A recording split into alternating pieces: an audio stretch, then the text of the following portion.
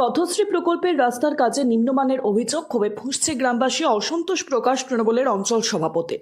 ভগবানগোলা 1 নম্বর ব্লকের অন্তর্গত দস্তিনা পাক্কা রোড থেকে মহৎপুর পর্যন্ত নির্মীয়মান পথশ্রী প্রকল্পের রাস্তার কাজ নিয়ে তীব্র ক্ষোভে ফেটে পড়লেন এলাকার গ্রামবাসীরা। বুধবার স্থানীয় বাসিন্দারা অভিযোগ তোলেন, রাস্তা নির্মাণে চরম নিম্নমানের সামগ্রী ব্যবহার করা হচ্ছে। স্থানীয় সূত্রে জানা গিয়েছে, প্রায় 2.99 মিটার প্রস্থের পিচ ও ঢালাই রাস্তা নির্মাণে ব্যয় হয়েছে 1,55,28,471.14 টাকা। এত বিপুল অর্থ বরাদ্দ থাকা সত্ত্বেও কাজের গুণগত মান নিয়ে বড়সড় প্রশ্ন উঠেছে। গ্রামবাসীদের অভিযোগ, সামান্য বৃষ্টিতে রাস্তার পিচ উঠে যাচ্ছে এবং ঢালাইয়ের মান অত্যন্ত দুর্বল। বিশেষ করে যারা কৃষি কাজের জন্য ট্রাক্টর নিয়ে যাতায়াত করেন, তাদের আশঙ্কা এই রাস্তা বেশি দিন টিকবে না।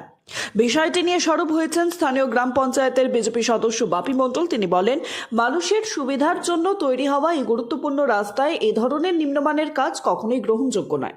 এদিকে পরিস্থিতি খতিয়ে দেখতে ঘটনাস্থলে পৌঁছন তৃণমূল কংগ্রেসের অঞ্চল সভাপতি। তিনি কাজের মান নিয়ে অসন্তোষ প্রকাশ করেন। তার বক্তব্য, মুখ্যমন্ত্রী মমতা বন্দ্যোপাধ্যায় সাধারণ মানুষের স্বার্থে রাজ্যের কোষাগার থেকে অর্থ বরাদ্দ করেছেন। সেই অর্থে নির্মিত রাস্তা যদি নিম্নমানের হয় তবে তা কোনোভাবেই মেনে নেওয়া যায় না। এখন বড় প্রশ্ন, এই অভিযোগের পর দায়িত্বপ্রাপ্ত ঠিকাদার ও প্রশাসন কি যথাযথ তদন্ত করে প্রয়োজনীয় ব্যবস্থা নেবে?